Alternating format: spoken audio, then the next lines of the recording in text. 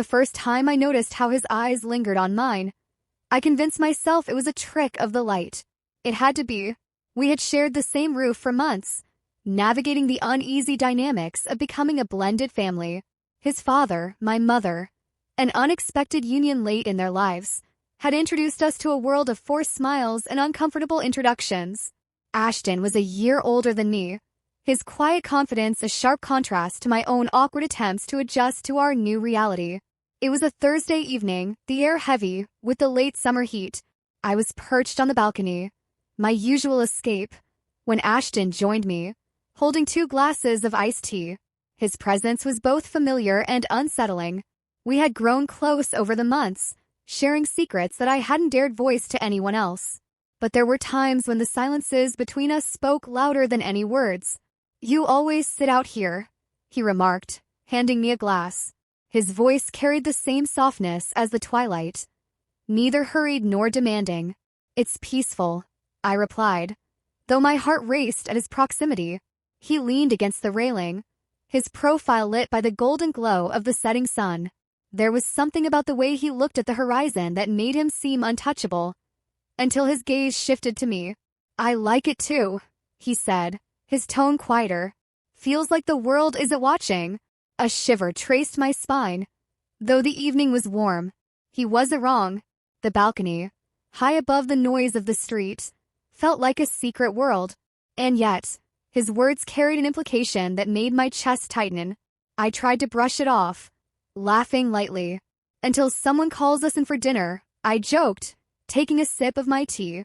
It was too sweet, but I didn't dare put it down. But Ashton didn't laugh. He studied me for a moment, his expression unreadable. "Emma," he began, and I knew, instinctively, that whatever he was about to say would change everything. Ashton and I became inseparable, but not in a way that anyone could see. We mastered the art of concealment, slipping into the shadows of our new family life. At breakfast, we were siblings, bickering over the last slice of toast. At family gatherings, we played our roles perfectly, our smiles polite, our words measured. But in the stolen hours between dusk and dawn, when the house was silent, we were something else entirely. It started with quiet conversations in the kitchen while everyone else was asleep. Our words were simple at first, casual, innocent, but there was a weight to them, a magnetic pull that neither of us could deny.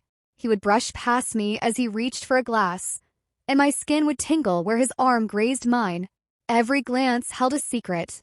Every silence dared us to cross a line we couldn't uncross. One night, as the rain pelted the windows and the world outside dissolved into shadows, Ashton knocked softly on my door. My heart leaped at the sound, but I hesitated before opening it. I knew what this would mean. I knew it was dangerous. And yet, when I saw him standing there, his hair damp and his eyes darker than usual, I stepped aside. "I couldn't sleep," he murmured, stepping inside. He glanced at my bed, then at me, the air between us humming with unspoken tension. "Neither could I admitted. We sat on the floor, backs against my bed, our knees almost touching. He told me about the dreams that kept him awake, the weight of expectations he couldn't bear to share with anyone else. I listened, offering small reassurances I wasn't sure he believed. When he fell silent, I thought he would leave, but instead, he reached for my hand. "You're the only one I can talk to," he said, his voice barely audible. His hand was warm, steady, and I wanted nothing more than to hold on to it forever. But this wasn't forever. It couldn't be. We were living on borrowed time, balancing on a knife's edge. We hit it well, at least at first. Our late-night talks grew longer, our touches more deliberate. A brush of his fingers against mine when no one was looking, a lingering glance across the dinner table. When our parents were home, we played our parts with precision. I called him Ashton with the perfect mixture of affection and exasperation. He teased me about my obsession with crossword puzzles, rolling his eyes for effect. But when we were alone, the air shifted. Words became unnecessary, replaced by moments where time seemed to stop altogether. One evening, we found ourselves alone in the living room, a movie playing on the screen as the glow of the TV bathed the room in soft light. He sat beside me, closer than usual, and as the credits rolled, he turned to me. "Emma," he said, his voice low and rough. "What are we doing?" I opened my mouth to answer, but the words wouldn't come. Instead, I leaned in, drawn by a force I couldn't name. His lips met mine, tentative at first, then with a hunger that left me breathless. It was a kiss that unraveled everything, a collision of longing and fear. When we pulled apart, I saw the same mixture of emotions in his eyes that I felt in my chest: exhilaration, guilt, and something far deeper. "This changes everything," I whispered, my fingers brushing his. "I don't care," he replied, his voice firm. "I just want you." For weeks, we lived in secret. Every touch, every whispered confession felt like a rebellion against the rules we were supposed to follow. But hiding was exhausting. There were close calls, a door opening too soon, a knowing look from someone who lingered too long. And yet, the fear only made it harder to stay away. One evening, as we sat on the rooftop where our story had truly begun, Ashton turned to me, his expression serious. "I don't know how long we can keep this up," he said, "but I can't lose you." "You won't," I promised, though my heart ached with the weight of the lie, because deep down, I knew that every moment we shared was borrowed. We were building something beautiful on a foundation that couldn't hold. Still, I couldn't let him go. It happened on a quiet Sunday afternoon. The house was unusually empty. Our parents had gone to visit friends, leaving Ashton and me alone. We'd spent the day, like we always did when no one else was around, enjoying the rare freedom to be ourselves. The living room had become our sanctuary, a place where we didn't have to worry about who might walk in or what others might think. Ashton was stretched out on the couch, his arm draped casually over my shoulder. My head rested against his chest, rising and falling with each slow breath he took. The low murmur of a TV show filled the room, but neither of us was paying attention. Instead, we existed in that rare, perfect moment of quiet intimacy. His fingers absent-mindedly traced circles on my arm, and I closed my eyes, letting myself feel the weight of his affection. "I could stay like this forever," I murmured, my voice barely audible. His lips pressed against my hair, warm and reassuring. "So could I." But forever lasted only a heartbeat. The sound of the front door opening shattered the peace. We froze, our bodies tensing in unison. I didn't need to see Ashton's face to know he was thinking the same thing I was. They weren't supposed to be home yet. Before we could move, before we could even think, his father's voice cut through the air like a blade. "Ashton." I turned my head sharply, my heart lurching into my throat. There he stood, frozen in the doorway, his face a mixture of confusion and something darker. It wasn't just the sight of us together, it was how we were together. The closeness, the intimacy, the unmistakable way we were wrapped around each other. "What the hell is going on here?" he demanded, his voice low and sharp, though disbelief lingered in his tone. I scrambled off the couch, my cheeks burning. Ashton stood, placing himself between his father and me. "Dad, let me explain," he started, his voice steady but tinged with urgency. "Explain?" His father snapped, taking a step forward. "What could you possibly explain about this?" His gaze darted to me, and I felt the weight of his judgment settle heavily on my shoulders. "It's not what you think," I stammered, though the words felt hollow even to me. Ashton reached back, his hand brushing mine in a silent reassurance. "I love her," he said simply, his voice firm. The words hung in the air, heavy and irrevocable. His father's face twisted with a mix of anger and incredulity. "She's your stepsister, Ashton. This is wrong on every level." "It's not," Ashton replied, his voice unwavering. "We're not related. We didn't grow up together. This isn't about what's supposed to be, it's about what is. And I'm not going to pretend otherwise." His father's expression hardened, his jaw tightening as he pointed toward the door. "You'd better think long and hard about what you're doing, because this, whatever this is, will destroy this family." Ashton didn't move. "No, Dad. Lying about it, pretending it doesn't exist. That's what will destroy this family." The silence that followed was deafening. I could feel the tremor in Ashton's hand as he reached for mine. And when I looked at him, I saw the fire in his eyes. He wasn't going to back down no matter the cost. His father left the room without another word, the sound of his footsteps echoing as he climbed the stairs. The weight of what had just happened pressed down on us, but when Ashton turned to me, his expression softened. "Are you okay?" he asked, his thumb brushing gently against my cheek. I nodded, though my chest felt tight. "What about you?" He let out a small, humorless laugh. "I think that went about as well as it could have." In the days that followed, the tension in the house was unbearable. His father barely spoke to either of us, and when he did, it was curt and cold. My mother was no better. When she finally confronted me about it, her words were sharp and heavy with disappointment. "You're making a mistake, Emma. People are talking. This isn't just about you, it's about the family." I wanted to argue, to tell her that love didn't fit into neat boxes or follow rules, but the look in her eyes stopped me. It wasn't just anger, it was fear. Fear of what others would say, of what it would mean for her marriage, her friends, her life. Ashton and I became pariahs in our own home. But rather than driving us apart, the scrutiny only drew us closer. We stopped hiding. We went out together, hand in hand, daring the world to judge us. The stares, the whispers, the occasional outright confrontation. It all became background noise, a dull hum we learned to ignore. "I don't care what they think," Ashton said one night as we walked through the park, his fingers intertwined with mine. "All that matters is you." I believed him, and it gave me the strength to face the rest of the world. The condemnation came swiftly, not just from our parents but from their friends as well. Invitations to dinner parties and gatherings dried up. Polite smiles were replaced with icy glares. But through it all, Ashton and I held on to each other.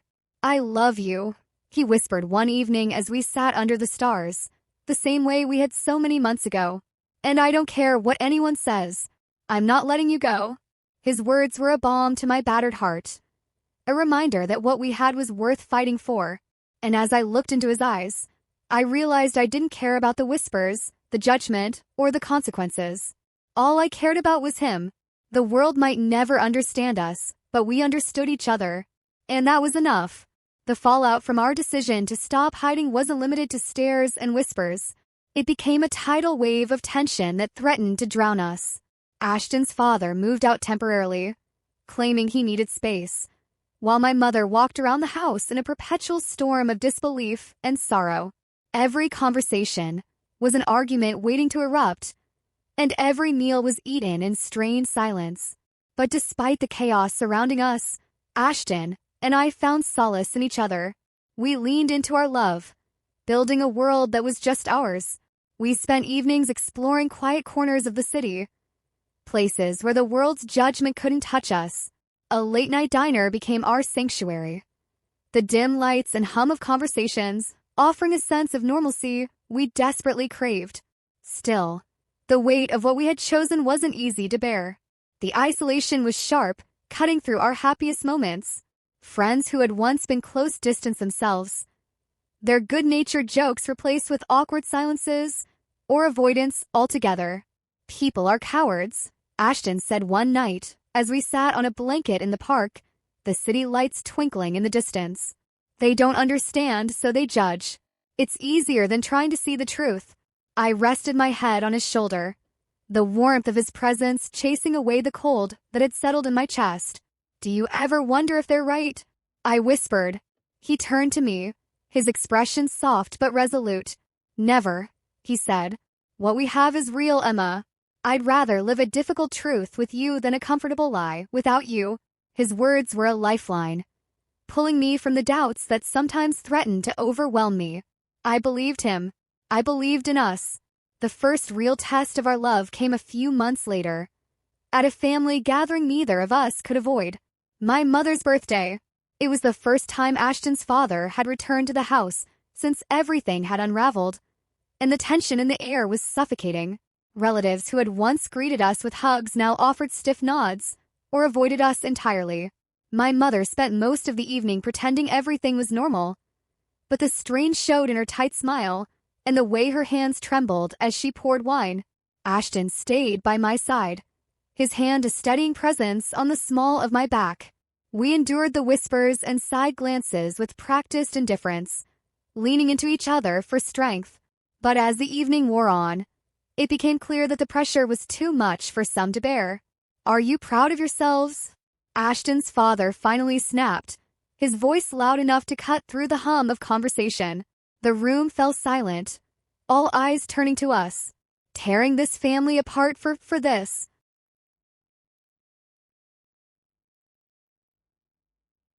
Ashton's grip on my hand tightened, but I felt the anger radiating off him. "We didn't tear anything apart," he said, his voice calm but firm. "We're not the ones who made this into a scandal. That was you." His father's face turned red, but before he could respond, my mother stepped in. "Enough," she said, her voice sharp. She looked at Ashton, then at me, her eyes full of exhaustion. "We've all said things we regret. Let's not make tonight worse than it already is." The tension lingered long after the argument ended, but Ashton and I held our heads high. We refused to let their disapproval define us. We left the party early, walking hand in hand through the quiet streets, our steps echoing in the stillness. "I'm sorry," I said, my voice breaking. "I hate that this is so hard for you." He stopped, turning to face me. "It's not hard for me," he said. "Not when I'm with you." As the months passed, the resistance from those around us didn't fade, but neither did our determination. We began to rebuild our lives, finding new friends who saw us for who we were rather than what they thought we should be. Ashton started a job at a local design firm, and I began volunteering at a community art center. These new routines gave us a sense of stability, a foundation to stand on amidst the chaos. Our love deepened in ways I hadn't thought possible. Every small victory, a genuine smile from my mother, a brief but civil conversation with his father, felt monumental. And through it all, Ashton never wavered.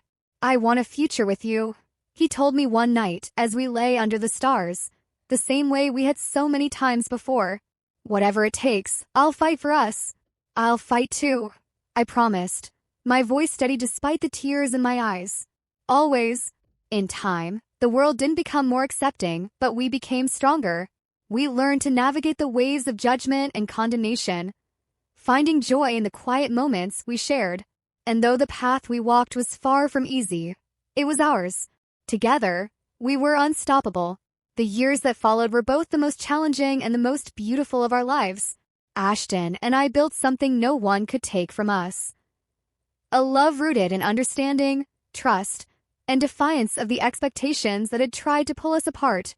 It wasn't easy, but nothing worth having ever is. The first major step was leaving the confines of the house that had become a battleground. Ashton and I decided to move out together, pooling our savings for a modest apartment on the edge of the city. It wasn't much, but it was ours. Those first nights in the tiny space felt like freedom incarnate.